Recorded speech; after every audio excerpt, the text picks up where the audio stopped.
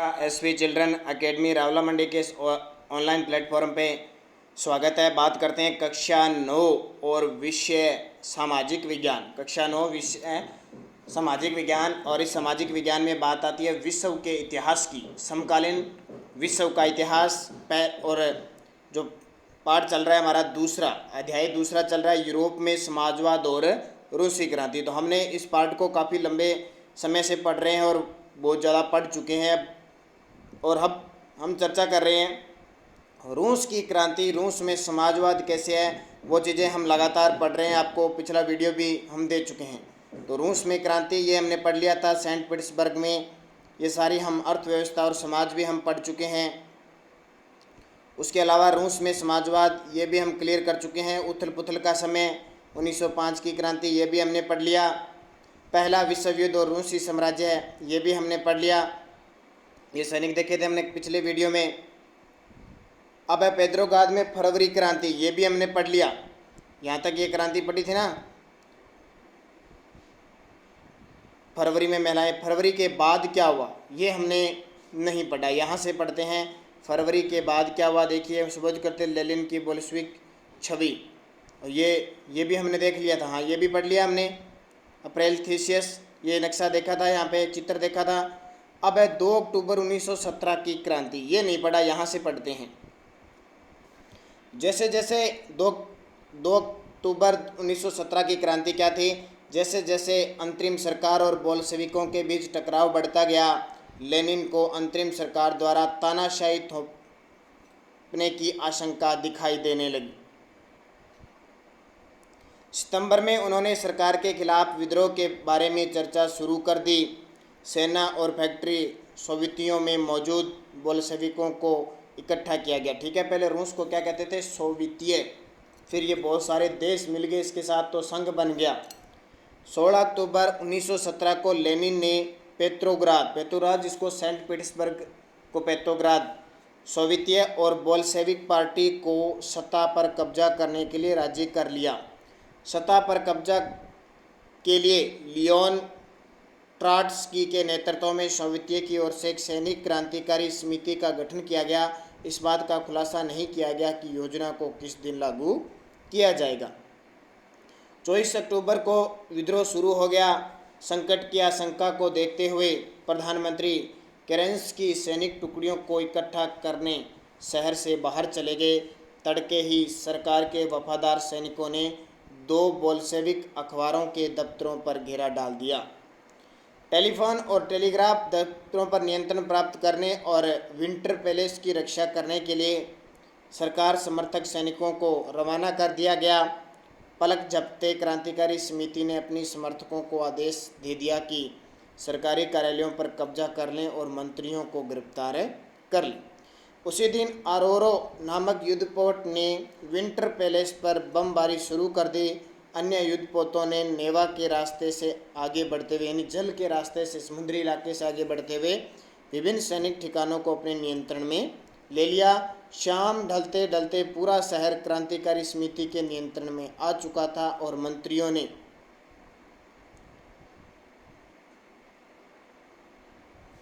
ने आत्मसमर्पण कर दिया। पेट्रोग्राद में अखिल रूसी सोवियत कांग्रेस की बैठक हुई, जिसमें बहुत बहुमत ने बोल्शेविकों की कार्रवाई का समर्थन किया।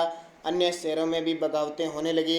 दोनों तरफ से जमकर गोलाबारी हुई, खास तौर से मास्को अब आज वर्तमान में रूस की राजधानी है, लेकिन दिसंबर तक मास्को पेट्रोग्राद इलाके पर बोल्शेविकों का नियंत्रण स्थापित हो चुका था। अब देखिए कुछ महत्वपूर्ण तिथियां। 1850 से 1880 रूस में समाजवाद पर बहस। 1898 में क्या हुआ, रशियन सोशल डेमोक्रेटिक वर्कर्स की पार्टी की स्थापना हुई। 1905 में खूनी रविवार और 1905 की क्रांति हुई। 1917 में 2 मार्च को जार द्वारा पद छोड़ दिया गया, और 24 अक्टूबर को पेट्रोग्राद में बोल्शेविक विद्रोह हुआ। 1918 से 1920 तक क्या हुआ, गृह युद्ध, और 1919 में कोमिंटर्न का गठन हुआ, और 1929 में सामूहिकरण की शुरुआत। तो ये अब आगे देखिए चित्र आप देख सकते हो जो हमने पढ़ा है अभी नेतृत्व में। 2 अक्टूबर 1917 की जो क्रांति है। ये चित्र देख सकते हो आप, पेट्रोग्राद में लेनिन और ट्रोट्सकी के दाएं मजदूरों के साथ है। अब देखो अक्टूबर के बाद क्या बदला।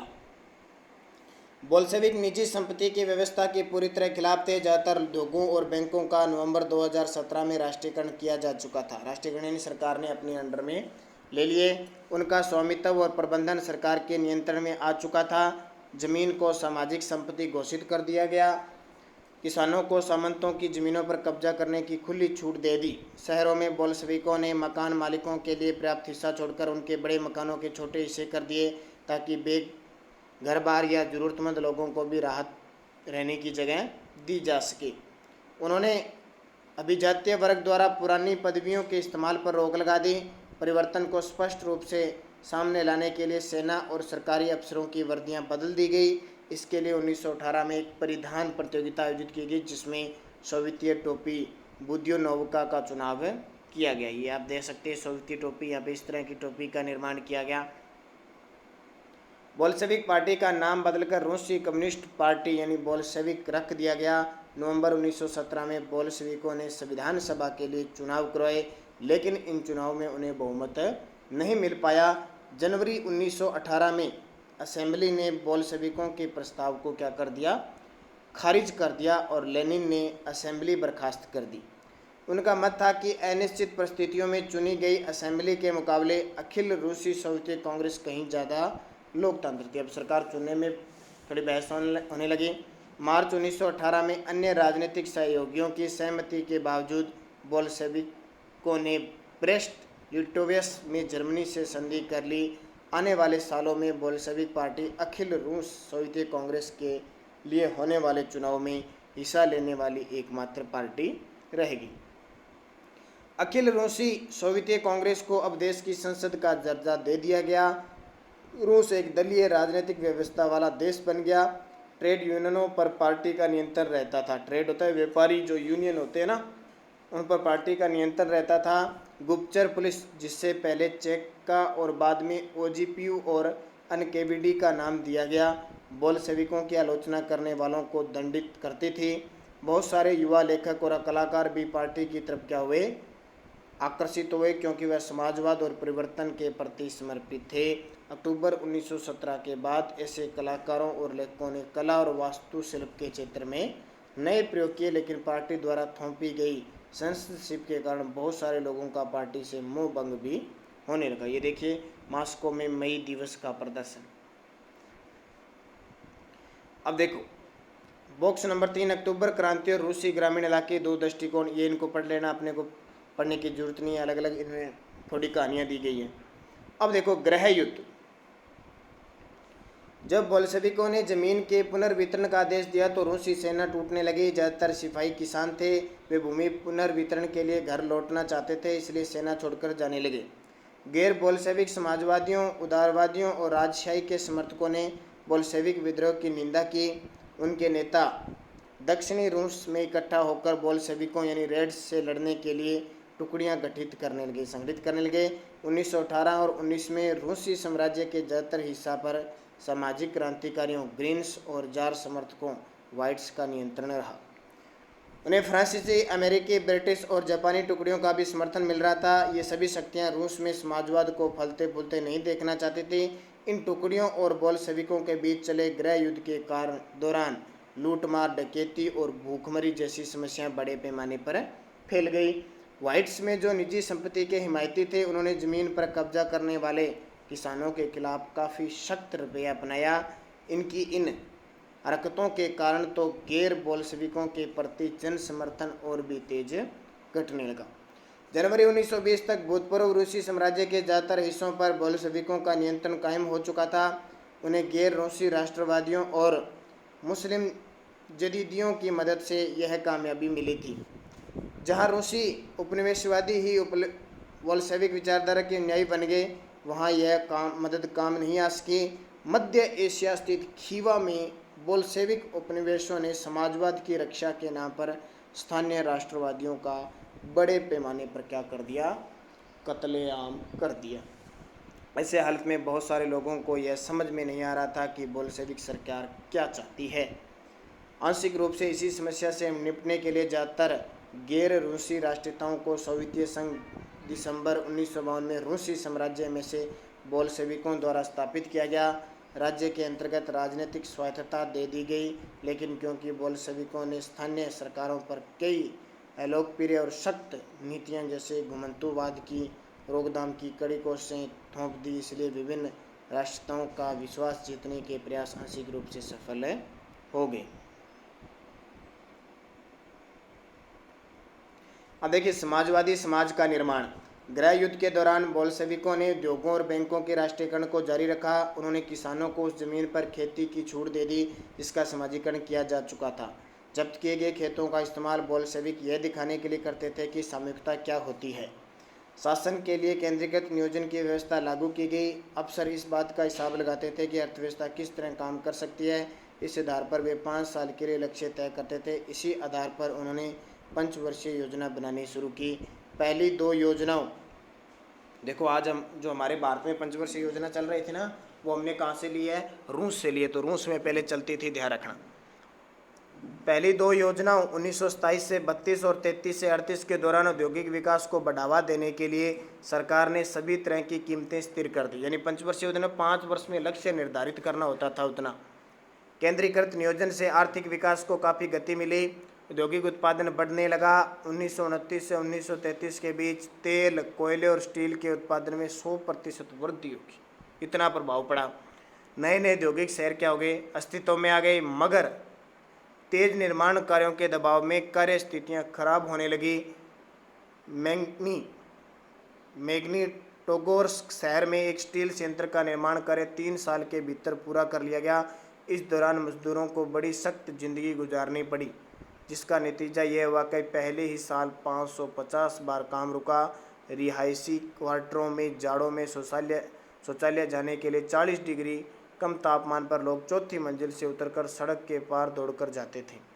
एक विस्तारित शिक्षा व्यवस्था विकसित की गई और फैक्ट्री कामगारों और किसानों को विश्वविद्यालयों में दाखिला दिलाने के लिए खास इंतजाम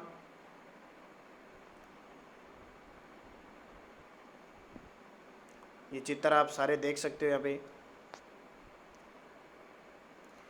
खास इंतजाम किए गए। महिला कामगारों के बच्चों के लिए फैक्ट्रियों में बालवाड़ियाँ खोल दी गई।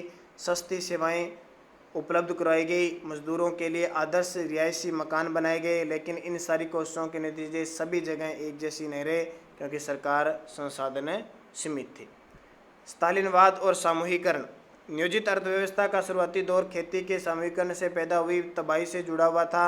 1927-28 के आसपास रूस के शहरों में अनाज का भारी संकट पैदा हो गया। सरकार ने अनाज की कीमतें तय कर दी थी। उससे ज़्यादा कीमतों पर कोई अनाज नहीं बेच सकता था, लेकिन किसान उस कीमत पर सरकार को अनाज बेचने के लिए तैयार नहीं थे। लेनिन के बाद पार्टी की कमान संभाल रहे स्टालिन ने स्थिति से निपटने के लिए बड़े कदम उठाए। उन्हें लगता था कि अमीर किसान और व्यापारी कीमत बढ़ाने की उम्मीद में अनाज नहीं बेच रहे हैं। स्थिति पर काबू पाने के लिए बड़े कदम उठाए। उन्हें लगता था कि अमीर किसान स्थिति पर काबू पाने के लिए सट्टेबाजी पर अंकुश लगाना और व्यापारियों के पास जमा अनाज को जब्त करना जरूरी था। 1928 में पार्टी के सदस्यों ने अनाज उत्पादक इलाकों का दौरा किया। उन्होंने किसानों से जबरन अनाज खरीदा और कुलकों के ठिकानों पर छापे मारे।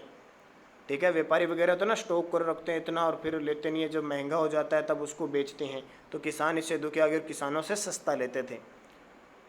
जब इसके बाद भी अनाज की कमी बनी रही तो खेतों के समूहीकरण का फैसला लिया गया। इस फैसले के पक्ष में एक तर्क दिया गया कि अनाज की कमी इसलिए क्योंकि खेत बहुत छोटे छोटे हैं।